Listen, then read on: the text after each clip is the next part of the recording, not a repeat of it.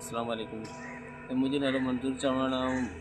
बहादुरो दीना शाख ते रहंदो आहियां ऐं मुंहिंजो घरु आहे तक़रीबन मटियाली पुलिस स्टेशन में।